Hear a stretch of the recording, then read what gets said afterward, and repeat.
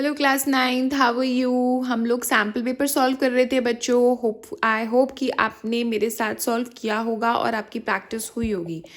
And I really wish कि आज भी आप मेरे साथ ही सॉल्व करें आगे का part section B.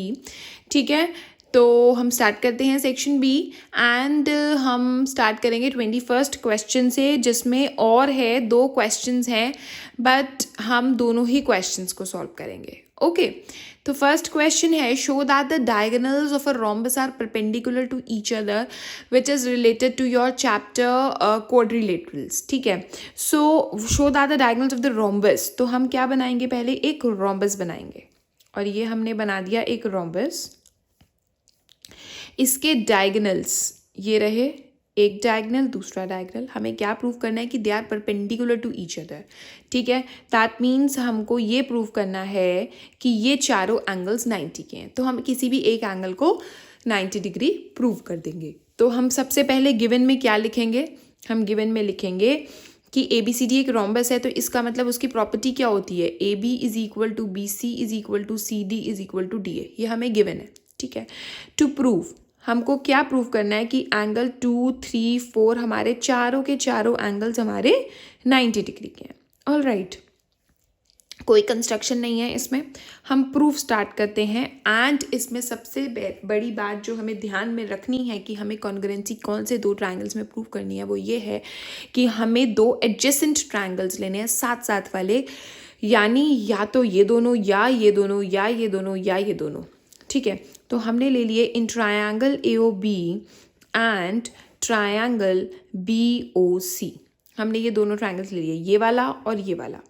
AB BC के equal will be my first reason. क्यों?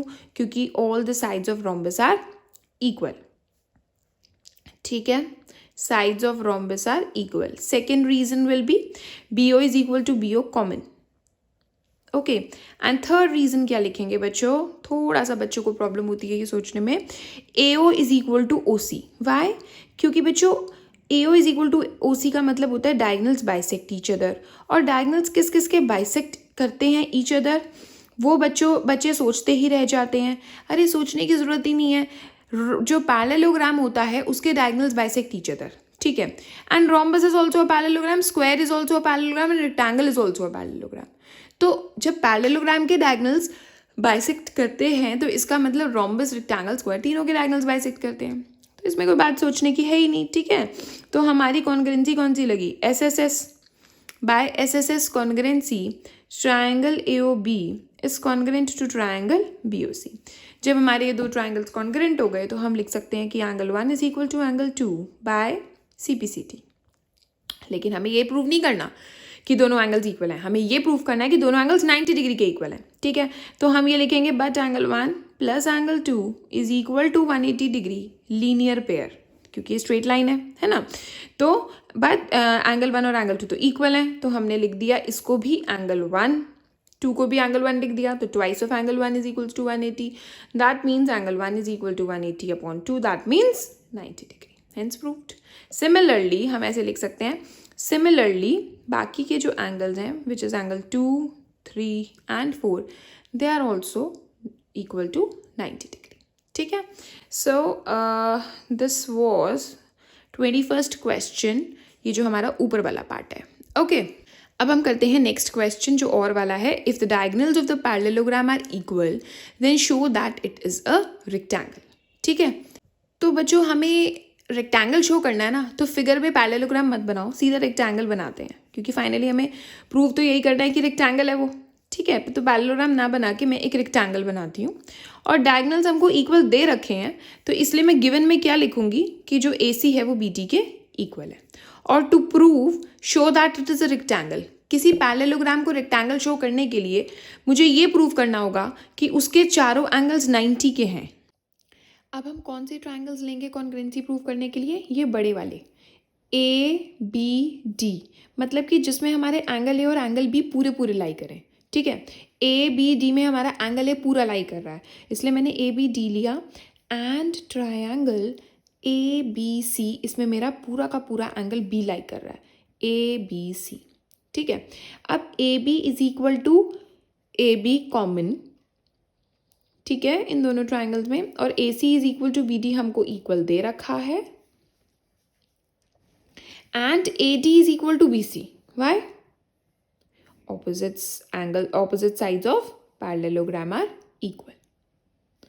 ठीक है, तो हमारी कौन सी कॉन्ग्रुएंसी लगी? अगेन बाय एसएसएस कॉन्ग्रुएंसी हमारे ट्राइंगल्स कॉन्ग्रुएंट हो गए। और कई टीचर्स इस चीज़ पर भी मार्क्स कट करते हैं जब आप ट्राइंगल्स के नाम सही नहीं करते हो, नेमिंग सही नहीं करते हो। अगर मैंने ए बी डी लिखा है तो ए बी डी है ना, तो ए बी डी के हिसाब से आप बी ए सी लिखोगे। वो क्यों? क्योंकि देखो ए बी कॉमन, तो ए बी और ए बी, अगर A B first two position पे है तो यहाँ पर भी फर्स्ट टू पोजिशन पे होना चाहिए। ए सी और बी डी, ए सी और बी डी और ए सी दोनों लास्ट टू पोजिशन में सेटिंग बैठ रही है। और A D is equal to B C, ये ए डी और ये B C, first and third. तो ये naming is very very important, जो कि हम 7th क्लास से ही पढ़ते आ रहे हैं, तो आपको ये पता होनी चाहिए। ठीक है बच्चों, अब जब हमारे ट्राइंगल्स कॉन्ग्रुएंट हो गए तो ट्राइंगल्स कॉन्ग्रुएंट होने के बाद हम क्या लिखेंगे कि therefore angle A is equal to angle B by C P C T, है ना। But angle A plus angle B is equal to 180 degree. क्यों बच्चों? क्योंकि देखो ये हमारा एक पैरेललोग्राम है, ठीक है, तो ये हमारी दो पैरेलल लाइंस हैं डी ए और सी बी, और ये हमारी हो गई ट्रांसवर्सल। तो इसका मतलब ये वाला एंगल और ये वाला एंगल कौन से एंगल्स हो गए? को इंटीरियर एंगल्स, राइट। तो इसको मैंने लिख दिया interior angles on the same side of the transversal के हिसाब से हमारे इन दो एंगल्स का सम 180 है। लेकिन एंगल ए तो एंगल बी के इक्वल है, तो हम एंगल बी की जगह भी एंगल ए लिखते हैं, और ये हो गया ट्वाइस ऑफ एंगल ए, तो हमारा एंगल ए हो गया 180/2 which is equal to 90 degree. ठीक है, तो जब एंगल ए 90 हो गया तो हम लिख देंगे similarly angle B, angle C, angle D, तीनों के तीनों भी 90 हो गए, चारों एंगल्स 90 हुए, तो ये पैरेललोग्राम क्या पैरेललोग्राम ना रह के ये एक स्टेप अहेड बढ़ गया और एक ये रेक्टेंगल बन गया। ठीक है, चलो बच्चों 22nd क्वेश्चन करते हैं। 22nd क्वेश्चन में find the area of the triangle two sides of which are, एक साइड हमें दे रखी है 18 सेंटीमीटर, दूसरी साइड हमें दे रखी है 10 सेंटीमीटर, और हमें पेरीमीटर दे रखा है। पेरीमीटर क्या दे रखा है? 42 सेंटीमीटर। पेरीमीटर क्या होता है? Sum of all sides. ठीक है, तो perimeter is equal to A plus B plus C. तो ए क्या है? 18, बी क्या है? 10, और पेरीमीटर क्या है? 42। तो हम सी निकाल सकते हैं ना, यानी हम थर्ड साइड निकाल सकते हैं ना, है ना। हम थर्ड साइड किस लिए निकाल रहे हैं? क्योंकि हमें एरिया निकालना है, और एरिया कैसे निकालते हैं? हेरोन्स फॉर्मूला से, जिसके लिए हमें थर्ड साइड भी चाहिए होगी, है ना। तो ये हो जाएगा हमारा 48 is equal to 28 plus C, तो मेरा सी आ गया 14 सेंटीमीटर। ओके, हेरोन्स फॉर्मूला क्या होता है? Root S into S minus A, S minus B, S minus C, जिसके लिए मुझे सेमी, ये एस क्या होता है? Semi perimeter. तो मुझे सेमी पेरीमीटर चाहिए होता है, वो होता है ए प्लस बी प्लस सी अपॉन 2, और ए प्लस बी प्लस सी मुझे करने की ज़रूरत नहीं है क्योंकि उन्होंने मुझे पेरीमीटर डायरेक्टली दे रखा था, which was given to be 42/2। तो ये मेरा आ गया 21 सेंटीमीटर। ठीक है ना। तो हम अगर एरिया निकालें अब, तो वो हो जाएगा हमारा एस, इसकी जगह रख दिया 21, फिर 21 minus A, 21 minus B and 21 minus C. C क्या है मेरा? 14 सेंटीमीटर। तो ये हो गया मेरा सेंटीमीटर स्क्वायर। एरिया का यूनिट जो होता है वो सेंटीमीटर स्क्वायर होता है। ठीक है, तो ये हो गया मेरा 21 इंटू 3, 21 में से 18 गए 3, 21 में से 10 गए, कितना होता है हमारा 11, और इसमें से 7। ठीक है बच्चों, तो अब हम इसको खोलते हैं 21 को, विच इज़ 3 इंटू 7, ये 3 एज इट इज़, ये 11 एज इट इज़, ये 7 एज इट इज़। ठीक है, इसकी पेयरिंग हो गई, इसकी पेयरिंग हो गई। ओके, तो एक 3 बाहर, एक 7 बाहर, 11 की पेयरिंग नहीं हुई तो ये अंदर ही रहेगा। So my answer will be 21√11 centimetre square. Okay, so this was 22nd question. Okay, let us start next question. बच्चों नेक्स्ट क्वेश्चन जो 23rd है वो है कंपस से बनाना है आपको 75 डिग्री का एंगल, और 75 डिग्री का एंगल कंपस से आई थिंक आपको बनाना आता होगा, एंड इफ़ नहीं आता तो मैंने ये एक वीडियो अपलोड की थी जिसमें मैंने सारे एंगल्स बनाने सिखाए थे, तो इसलिए मैं प्रॉपरली मैंने कंपास से बनाने सिखाए हैं। तो इसका लिंक, उस वीडियो का लिंक मैं डिस्क्रिप्शन में डाल दूँगी, आप वहाँ से चेक कर सकते हैं। ठीक है बच्चों, so let's move on to next question which is 24th। All right, 24th question बोलता है the radius of the base of a cap is 10 centimetre. Cap कैसी होती है बच्चों? Cap is always in the form of cone, है ना। तो उसका रेडियस हमको दे रखा है 10, हाइट दे रखी है 24, और हमको निकालना है कि कितनी मेटल शीट रिक्वायर्ड है to make 10 such caps. Find the area of the metal sheet. बच्चों जो कैप होती है वो इस फॉर्म में होती है, लाइक दिस, ठीक है।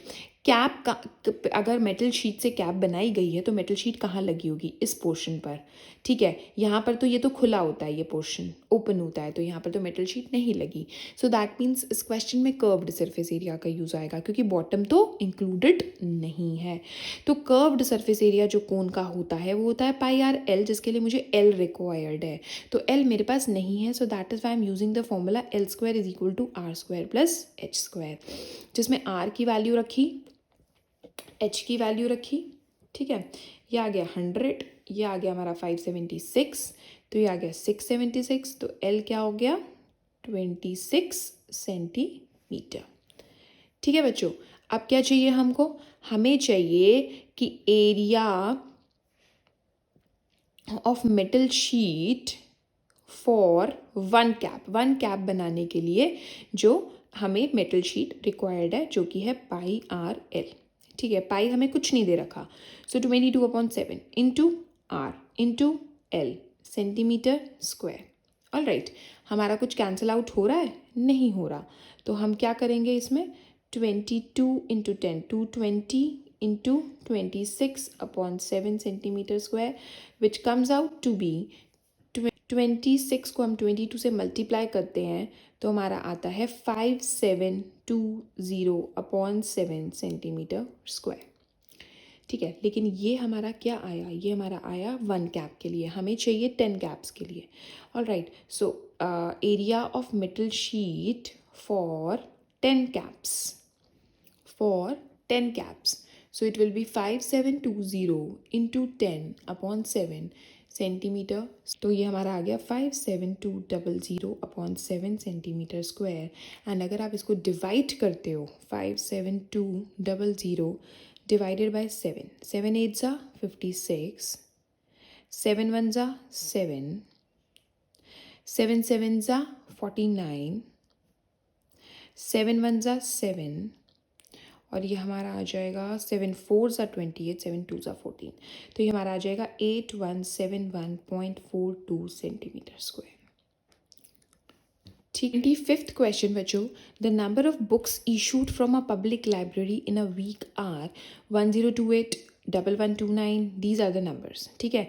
कि नंबर ऑफ बुक्स जो इशू हुई एक वीक में, पहले दिन ये हुई, दूसरे दिन ये हुई, तीसरे दिन ये हुई, ठीक है। Find the probability that the number of books issued in a week are less than 1500। तो लेस देन 1500 आप यहाँ से देख लो, ये भी है, ये भी है, 1 2, ये नहीं है, ये भी नहीं है, 3, that's it. So probability number of books, या ऐसे लिख दो सीधा, less than 1500, तो उसमें कितने हैं? 1 2 and 3, और टोटल कितने हैं डेज? 7, so 3/7, okay. और क्या पूछा है? मोर देन 1500, तो मोर देन 1500 में कितने नंबर्स आते हैं? नीचे तो 7 ही आएगा, 1 2 3 4, so answer will B 4/7, simple, okay. चलो आगे चलते हैं। जो 26th क्वेश्चन है बच्चों, वो हमारा चैप्टर पैरेललोग्राम्स का है, जो कि हमारे सिलेबस में नहीं है, so I am not gonna do this question. अच्छा, लेकिन ये वाला क्वेश्चन तो बहुत ही इम्पॉर्टेंट है, जो मैंने आपको अच्छे से क्वाड्रिलेटरल्स वाले वीडियो में समझाया है, मैं फिर से करने वाली हूँ, क्योंकि ये क्वेश्चन के 90% चांसेस हैं कि ये 99% इनफैक्ट कि ये क्वेश्चन आने वाला है, ओके। इस क्वेश्चन के बच्चों अगर आप एनसीईआरटी बुक में देखो तो 4 पार्ट्स हैं, बट यहाँ पर इन्होंने सिर्फ और सिर्फ एक ही पार्ट दिया, जो कि फर्स्ट पार्ट था एनसीईआरटी बुक में, ओके। तो चलो चलते हैं। हमारा 26th क्वेश्चन जो है क्या है ये? ABCD is a trapezium. ये ABCD एक ट्रेपीजियम है हमारा. Like this, in which AB is parallel to CD, AD is equal to BC. ये भी गिवन है ना? Show that, गिवन में क्या है? यहाँ नहीं लिख सकते, कंस्ट्रक्शन होनी है. गिवन में क्या है? गिवन में है हमारा एक तो AB is parallel to CD और एक हमारा है AD is equal to BC. ये दोनों गिवन है. एंड टू प्रूव है angle A is equal to angle B. Very very very important question. और इसमें आप कंस्ट्रक्शन ज़रूर लिखेंगे, इसके ज़रूर मार्क्स होंगे. कंस्ट्रक्शन हमने इसमें ये लिखनी है कि ये यहाँ पर बाई चांस दे रखी है, बट ज़रूरी नहीं है आपको ये चीज़ गिवन आई है जो कंस्ट्रक्शन है. तो हम कंस्ट्रक्शन में ये लिखेंगे इसमें कि वे एक्सटेंड AB टू E. ये जैसे इन्होंने कर रखा है ना, AB को E तक एक्सटेंड कर रखा है. तो we extend AB to E such that CE, जो CE है वो पैरेलल टू AD है. ठीक है. अब क्या करेंगे हम? देखो, जब CE, प्रूफ लिखते हैं पहले हम यहाँ पर. जब CE पैरेलल टू AD है, राइट, हमारा बाय कंस्ट्रक्शन है. Also AB is parallel to CD. जब AB पैरेलल टू CD है तो AE पैरेलल टू CD हो गया. तो from first and second, AE parallel to CD, ये इसके पैरेलल. तो from first and second AECD is a parallelogram, right. और जब ये पैरेललोग्राम हो गया तो इसका मतलब मैं लिख सकती हूँ CE is equal to AD. Therefore AD is equal to CE. But AD तो BC के इक्वल है, गिवन है. तो therefore AD CE के इक्वल, AD BC के इक्वल. तो therefore BC CE के इक्वल हो गया, BC CE के इक्वल हो गया. और जब BC CE के इक्वल हो गया तो इन ट्रायंगल BCE अगर BC CE के इक्वल है तो इसका मतलब एंगल 1 एंगल 2 के इक्वल हो गया. क्यों हो गया? Angles opposite to equal sides are equal. ठीक है. अब जब ऐसा हो गया तो हम क्या करेंगे? इसको मैं एंगल 3 मान रही हूँ और इसको मैं एंगल 4 मान रही हूँ. ठीक है. अब एंगल 1 और एंगल 3 हमारे क्या बना रहे हैं? लीनियर पेयर बना रहे हैं. और एंगल 4 प्लस एंगल 2 हमारे 180 डिग्री हैं. क्यों? क्योंकि को इंटीरियर एंगल्स हैं पैरेललोग्राम के. ठीक है. तो इस एंगल 1 की जगह मैं लिख सकती हूँ यहाँ से 180 माइनस एंगल 3 लिख सकती हूँ. और इस एंगल 2 की जगह मैं यहाँ से 180 माइनस एंगल 4 लिख सकती हूँ. ये इधर आएगा तो लिख सकती हूँ लाइक दिस. ठीक है. तो 180 से 180 कैंसिल हो गया तो बचा minus angle 3 is equal to minus angle 4. Minus से माइनस कैंसिल हो गया तो angle 3 is equal to angle 4. अब देखो एंगल 3 एंगल 4 के इक्वल आ गया. तो दैट मीन्स कौन से एंगल्स इक्वल आ गए? एंगल A और एंगल B इक्वल आ गए ना. यही मुझे प्रूव करना था ना. So hence angle A is equal to angle B. Hence proved. Okay. So बच्चों, हमारे सेक्शन B में इतने ही क्वेश्चंस थे. And now in next video I am going to start section C. Alright. जिसमें हमारे 27 से स्टार्ट होंगे और हमारे 34 पर ख़त्म होंगे सेक्शन C. ठीक है. तो 27 से 34 तक हम नेक्स्ट वीडियो में करते हैं section C. And section D हमारा है 35 से स्टार्ट होकर 40 तक. ऑलराइट. तो चलो जी, नेक्स्ट वीडियो में मिलते हैं. Till then keep watching. Bye. See you.